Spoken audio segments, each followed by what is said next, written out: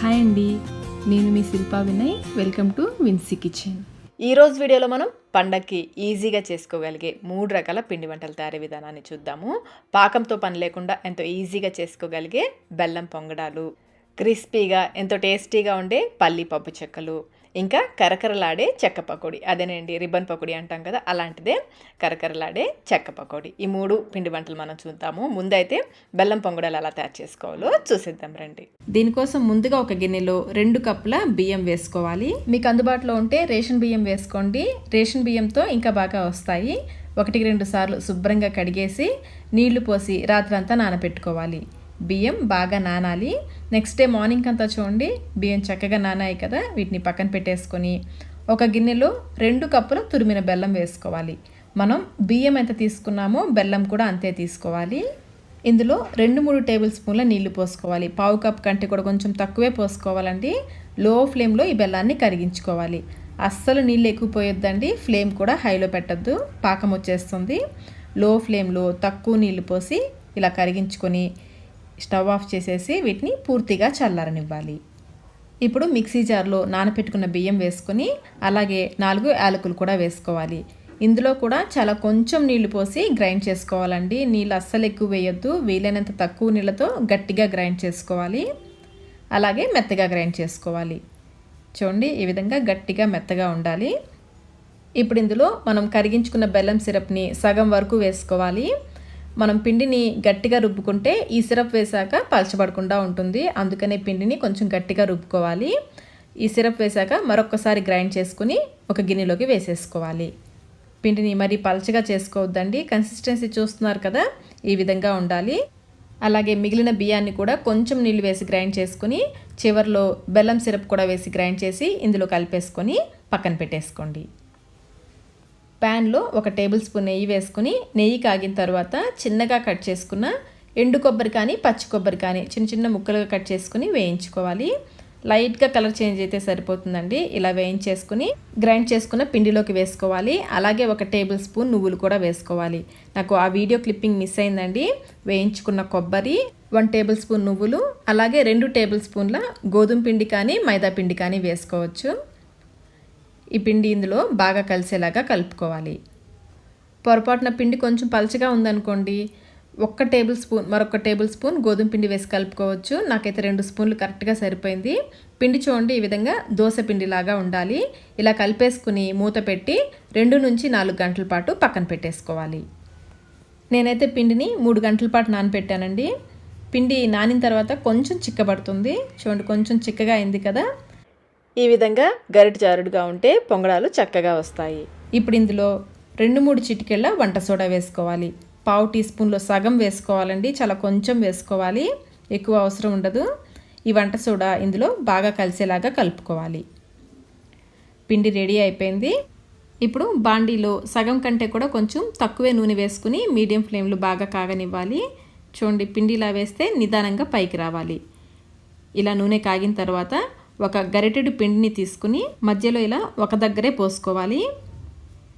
ఫ్లేమ్ని మీడియంలోనే ఉంచాలండి, హై ఫ్లేమ్లో పెట్టద్దు. చూడండి చక్కగా పొంగుతుందో. ఇలా బాగా పొంగిన తర్వాత గరిటెతో పైనుంచి ఈ విధంగా నూనె పోస్తూ ఉండాలి. పైన పచ్చిదనం తగ్గేంత వరకు ఇలా పోస్తూ ఉండాలి. ఫ్లేమ్ని మీడియంలోనే ఉంచాలండి. హై ఫ్లేమ్లో పెట్టేశారంటే పైన కాలుతుంది, లోపల ఉడకదు. ఒకవైపు కాలిన తర్వాత రెండో వైపుకు తిప్పుకొని ఇటువైపు కూడా బాగా కాలనివ్వాలి.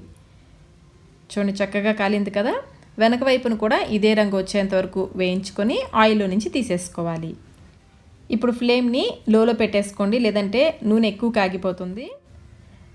నెక్స్ట్ అది వేసేటప్పుడు పిండిని ఒకసారి కలుపుకొని వేసుకోవాలి. అలాగే ఎక్స్ట్రా పిండిని ఈ విధంగా గిన్నెకి తీసేసుకుని నిదానంగా ఆయిల్లో మధ్యలో వేసుకోవాలి. వేసేసిన తర్వాత ఇప్పుడు ఫ్లేమ్ని మీడియంలో పెట్టాలి. ఇదే విధంగా మిగిలినవన్నీ చేసుకోవాలి.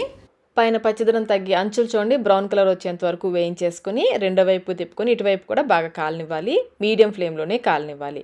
ఇదే విధంగా మిగిలిన పొంగడాలన్నీ వేసేసుకోవాలి.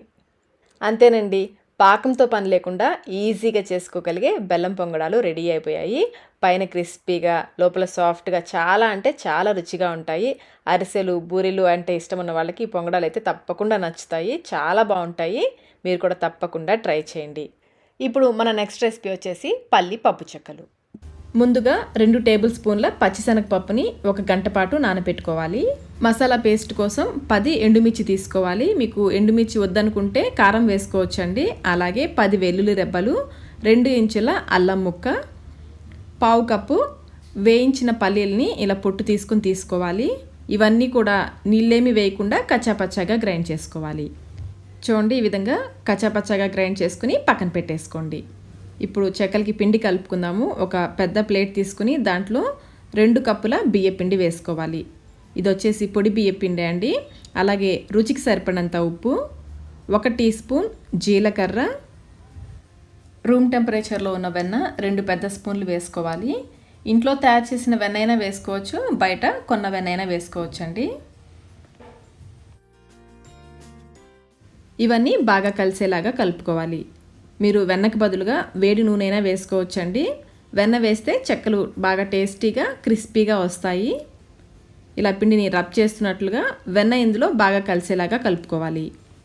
పిండి ఇలా బాగా కలుపుకున్న తర్వాత ఇందులో మనం తయారు చేసుకున్న మసాలా పేస్ట్ వేసుకోవాలి. అలాగే నానబెట్టుకున్న పచ్చిశనగపప్పుని నీళ్ళన్నీ వంపేసి వేసుకోవాలి. 1 గుప్పెడు కరివేపాకుని చిన్నగా కట్ చేసి వేసుకుని ఇవన్నీ పిండిలో బాగా కలిసేలాగా కలుపుకోవాలి. ముందే నీళ్లు పోయొద్దండి.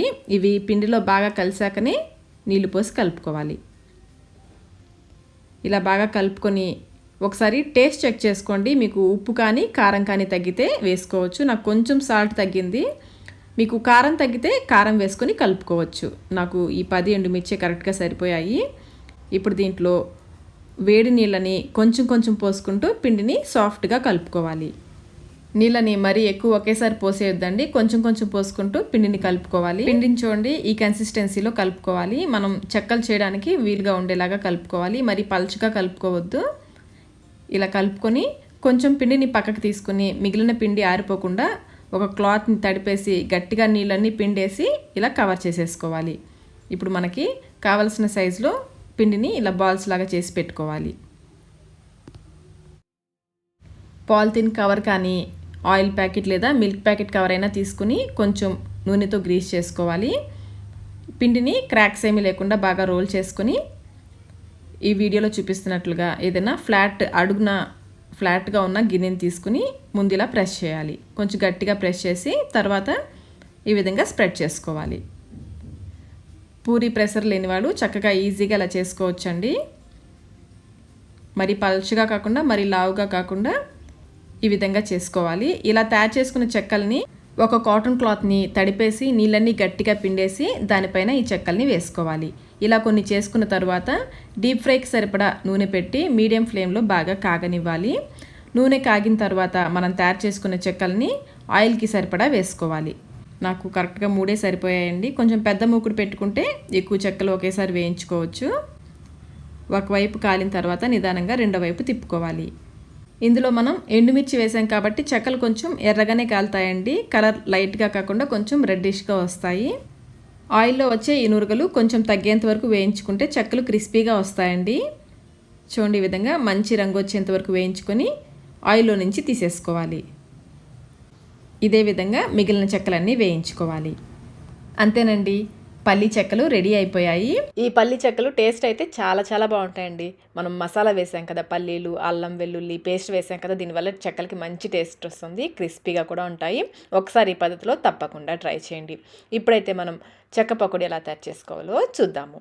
ముందుగా మిక్సీ జార్లో 1/2 కప్పు పుట్నాలు, తినేశనగపప్పు అంటారు కదా, 1/2 కప్పు వేసుకొని బాగా మెత్తగా గ్రైండ్ చేసుకోవాలి. చూడండి, ఈ విధంగా బాగా మెత్తగా గ్రైండ్ చేసుకోవాలి. ఇప్పుడు దీన్ని జల్లించుకుందాము. ఒక పెద్ద పళ్ళెంలోకి జల్లించుకోండి. పిండి కలుపుకోవడానికి ఈజీగా ఉంటుంది. చివరిలో కొంచెం ఇలా రవ్వగా మిగులుతుంది కదా, దీన్ని పడేయండి. ఇప్పుడు దీంట్లో 2 కప్పుల బియ్య పిండి వేసుకోవాలి. 1/2 కప్పు పుట్నాలకి 2 కప్పుల బియ్య పిండి అయితే కరెక్ట్గా సరిపోతుంది. ఇప్పుడు దీన్ని కూడా జల్లించుకోవాలి. ఇలా జల్లించుకోవడం వల్ల మెత్తటి పిండి వస్తుంది. ఇలా రవ్వ ఏమైనా మిగిలితే పక్కన పెట్టేసుకోండి. ఇప్పుడు దీంట్లో రుచికి సరిపడినంత ఉప్పు, ఇక్కడ నేను 1 టీ స్పూన్ వేస్తున్నాను. అలాగే 1 టీ స్పూన్ కారం, 2 టీ స్పూన్ల నువ్వులు. నేను నల్ల నువ్వులు వేస్తున్నానండి, మీరు తెల్ల నువ్వులైనా వేసుకోవచ్చు. అలాగే 1 స్పూన్ నెయ్యి కూడా వేసుకోవాలి. నెయ్యికి బదులుగా వెన్న అయినా వేసుకోవచ్చు, నూనె అయినా వేసుకోవచ్చు. నెయ్యి వేయడం వల్ల మురుకులు బాగా కమ్మగా వస్తాయి. అలాగే ఇందులో నేను వాము వేయడం మర్చిపోయానండి. వామ్ అయితే 1 స్పూన్ వేసుకోండి. నేను వామ్ పౌడర్ వేస్తున్నాను, 1/2 టీ స్పూన్ వేసాను. వామ్ అయితే కనుక 1 స్పూన్ వేసుకోండి. వాముకు బదులుగా కొంచెం జీలకర్రని దంచి కూడా వేసుకోవచ్చు. ఇవన్నీ బాగా కలిసేలాగా కలుపుకోవాలి. చూడండి, ఈ విధంగా పిండిలో ఇవన్నీ బాగా కలిసేలాగా కలుపుకొని ఒకసారి టేస్ట్ చెక్ చేసుకోండి. మీకు ఉప్పు కానీ కారం కానీ తగ్గితే వేసుకోవచ్చు. ఇప్పుడు స్టవ్ పైన 2 కప్పుల వరకు నీళ్లు పెట్టి ఈ నీళ్ళని కాగనివ్వాలి. మరీ మరగాల్సిన అవసరం లేదు, లైట్గా ఇలా బబుల్స్ లాగా వస్తే సరిపోతుంది. ఇప్పుడు స్టవ్ ఆఫ్ చేసేసుకుని ఈ నీళ్ళని కొంచెం కొంచెం పోసుకుంటూ పిండిని కలుపుకోవాలి. మరి నీళ్ళు ఒకేసారి ఎక్కువ పోసేయద్దు. ముందు స్పూన్తో కలుపుకోండి, వేడి నీళ్ళు కదా. ఈ నీళ్లు పిండిలో కలిసాక చేత్తో కలుపుకోండి. పిండిని ఒకేసారి ముద్దలాగా కలుపుకోవద్దు, కొంచెం తడి పొడిగా కలుపుకోవాలి. చూడండి, ఇలా ముద్ద చేస్తే ముద్దగా అవ్వాలి. ఇలా కలుపుకోవాలి. ఇలా కలుపుకొని పిండి అంతటిని ఒక దగ్గరగా చేసేసి బాగా నొక్కి పెట్టేసుకోవాలి. ఇప్పుడు ఈ పిండిని 10 నిమిషాల పాటు మూత పెట్టేసి నాననివ్వాలి. ఈ మిగిలిన నీళ్ళని మూత పెట్టేసి పక్కన పెట్టేసుకోండి. ఇప్పుడు దీనిపైన మూత పెట్టేసి 10 నిమిషాల పాటు ఈ పిండిని నాననివ్వాలి. ఈ పిండి నానేలోపు మురుకులు గొట్టంలో ఇలాంటి ప్లేట్ని వేసుకోవాలి. ఇది రిబ్బన్ పకోడీ కంటే కూడా పెద్దగా ఉంటుంది, వెడల్పుగా ఉంటుంది. స్వీట్ షాప్స్లో అయితే ఇలాంటివి చెక్కతో ఉంటాయండి, దాంతో వేస్తారు చెక్క పకోడీ. మనకి మురుకులు గొట్టంలో ఇలాంటి ప్లేట్ ఇస్తారు. ఈ మురుకులు గొట్టంని కొంచెం నూనెతో గ్రీస్ చేసుకుని పక్కన పెట్టేసుకోండి.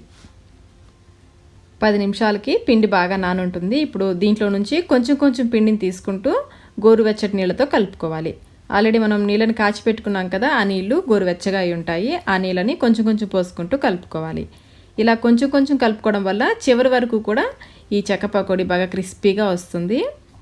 మరీ గట్టిగా కాకుండా మరీ సాఫ్ట్గా కాకుండా చూసారు, ఈ విధంగా కలుపుకోవాలి. పిండి ఈ విధంగా కొంచెం సాఫ్ట్గా ఉండాలి. ఇలా కలుపుకొని ఇప్పుడు ఈ పిండి ముద్దని మురుకుల గొట్టంలో పెట్టేసుకోవాలి. మూత పెట్టేసుకొని డీప్ ఫ్రైకి సరిపడా నూనెని పోసి మీడియం ఫ్లేమ్లో బాగా కాగనివ్వాలి. నూనె కాగిన తర్వాత ఫ్లేమ్ని లోలో పెట్టి వేసుకుంటే చేయి కాలకుండా ఉంటుంది.